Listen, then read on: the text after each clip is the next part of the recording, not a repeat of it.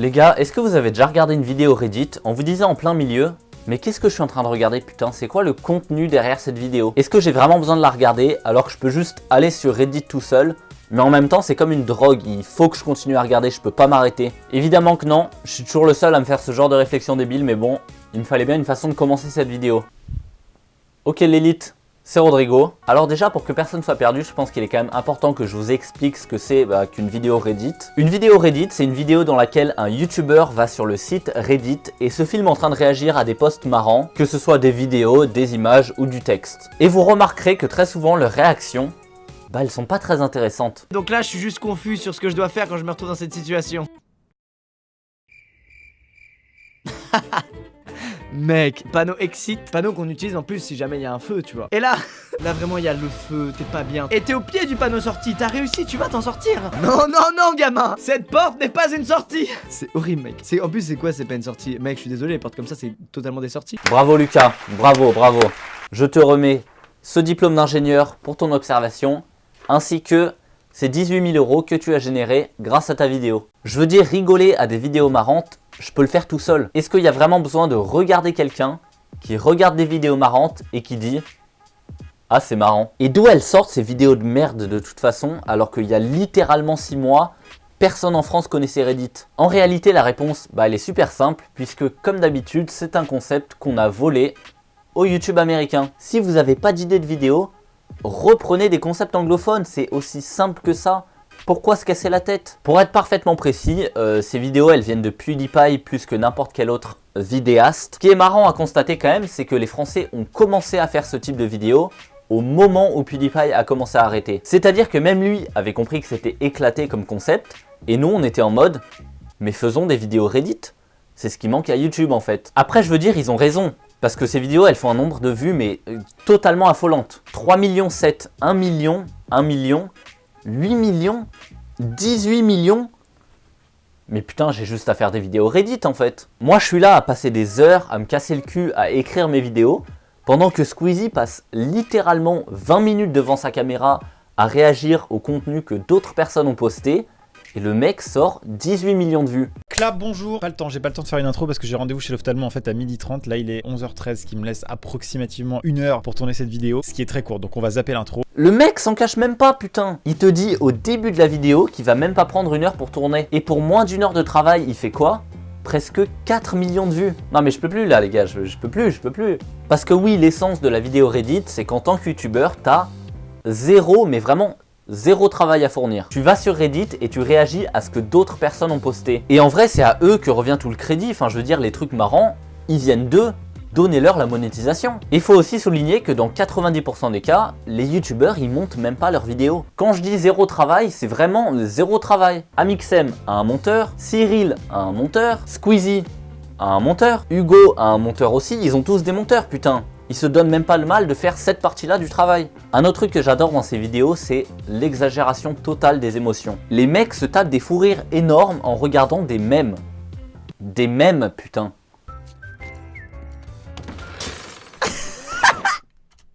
La tête du cheval qui se prend la vitre, mec, et qui reste stoïque. J'adore. Attendez, on parle d'un cheval qui se prend une vitre dans un jeu vidéo, là. Honnêtement, je crois que j'ai jamais rigolé ne serait-ce qu'une seule fois dans ma vie comme ça. Non mais putain, qui rigole autant en regardant ça?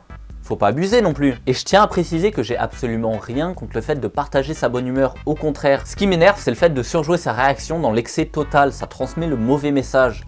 Vous savez, c'est comme Instagram avec les influenceuses qui sont toujours heureuses avec leur vie parfaite. C'est normal de pas toujours être heureux. Et c'est normal de ne pas trouver tout drôle. C'est aussi normal de se dire...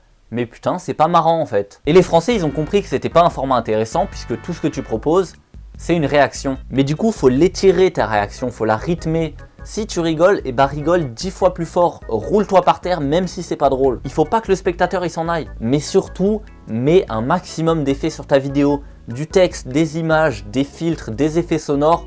Tout est bon pour garder l'attention. Dans la plupart des cas, une vidéo Reddit, c'est un YouTuber qui regarde des images. Comment tu veux accrocher ton public avec ça? Eh ben il faut des effets. Regardez Hugo, lui il a compris. Donc le gars est sur une sorte d'eBay, il vend une manette d'Xbox One avec un casque. Le mec fait même clignoter ses images. À ce niveau-là, qu'est-ce qu'on peut faire de plus? En fait, il faut que les épileptiques, ils meurent littéralement en regardant ta vidéo. Et s'ils meurent pas, s'ils font pas de crise, ça veut dire que tu peux rajouter des effets. On garde l'attention du public, coûte que coûte. Je sais plus quoi faire, Lucas. Je suis là à passer des heures et des heures à écrire, tourner et monter mes vidéos. Et elles font 70 vues. Non, il faut que tu m'aides, s'il te plaît, Lucas. Mais oui, c'est ça. Ok l'élite, c'est Rodrigo. Alors aujourd'hui, nouvelle vidéo Reddit, vous avez été super nombreux à me le demander. J'ai eu au moins 10 000 notifications, c'était illisible, donc voilà, vous l'avez. Aujourd'hui, on se rend sur le sous-Reddit r/rance et le but, ça va être de rigoler un maximum tous ensemble. Citez-moi un rôle que Depardieu ne pourrait pas jouer. Un gymnaste.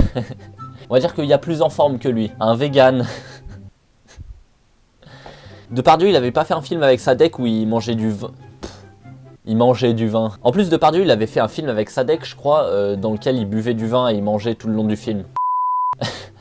Un danseur classique. Effectivement, ça risque d'être compliqué. Oh, je viens d'avoir une vision. Imaginez Depardieu avec un tutu. Un déporté qui revient d'un camp de concentration. Oula, on vient de débloquer le point Godwin. Ça devient beaucoup trop politique. Même suivant. Je vais à la chicha pour les beurrettes. Le classique. Le classique de Booba. Je me dirige vers la pipe à eau pour les maghrébines. J'adore sa tête, le mec est stoïque. Je m'achemine vers le salon de Narguilé uniquement pour les demoiselles d'origine nord-africaine. Voilà, si Booba était un membre de la haute société, c'est le genre de parole qu'on aurait eu. Made in Turkey, fabriqué... fabriqué en Inde. Voilà, encore une fois, Google Traduction est passé par là. Pourquoi ils font tout le temps ce genre d'erreur? Ça me dépasse, en vrai ça me dépasse. Wayne Myers, propriétaire d'un canard de soutien émotionnel. Un canard de soutien émotionnel? Pour être honnête, je pense que ses cheveux auraient aussi bien besoin d'un canard de soutien émotionnel. Là, les cheveux, ils ont pas l'air bien. Ils ont pas l'air bien, ils sont au bord du gouffre. La cathédrale de Clermont-Ferrand serait-elle un simple Lego? Tapis, tapis, tapis, brique de Lego.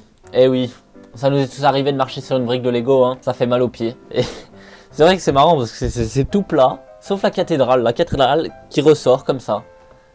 Elle est vraiment pointue aussi, hein. Elle est vraiment pointue. Il me semble même que Lego a sorti des pantoufles anti-douleur pour quand on marche sur des Lego justement, on sent pas l'effet. Marketing puissance 1000. Ah putain, une annonce Le Bon Coin. Mini réfrigérateur, frigo mini Red Bull, baby cooler, LED à brancher sur secteur. Fonctionne très bien, mais ne refroidit pas. Quoi? C'est quoi le but? C'est quoi le but du frigo? Fonctionne très bien, mais ne refroidit pas. Est-ce que quelqu'un ici a déjà utilisé un frigo en décoration? Je sais pas, c'est pour se mettre dedans, c'est quoi l'idée? On peut à la limite s'en servir comme une armoire? Je sais pas. Ranger des vêtements. Avoir un prénom qui existe, les Bretons. On connaît tous le Gwendal ou le Nathanaël du lycée. Effectivement, c'est compliqué. C'est pas facile à assumer. Après, je m'appelle Rodrigo, hein. C'est vrai que je suis mal placé pour parler. Ah mais j'avais pas vu dans les commentaires. Il y a tous les Bretons qui pètent un câble. Le mec s'appelle Tegwen, Tanguy, Lénaïque ça va, plutôt courant. Primaël, on dirait un nom de marque. Dwinwen, j'arrive même pas à prononcer. Tugdual, le mec son prénom c'est un pseudo Dofus en fait. Le seum pour les Bretons. Champion du monde, ça part bien. Pourcentage de personnes entre 18 et 29 ans qui pensent que leur vie n'a pas de sens. Le mème vient juste de prendre un virage totalement dramatique en 2 lignes. Et la France, numéro 1, 79%. Quoi?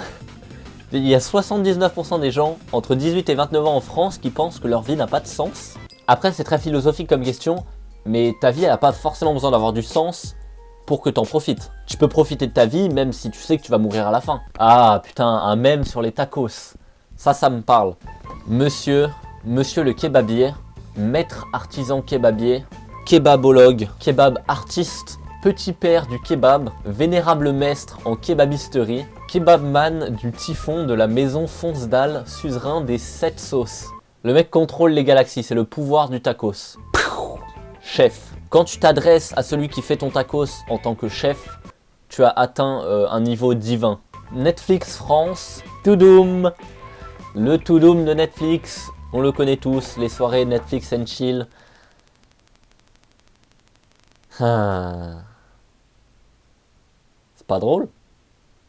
Ok, bon, je pense que c'est quand même important de prendre une minute pour dire qu'au final, j'ai absolument rien contre ces youtubeurs.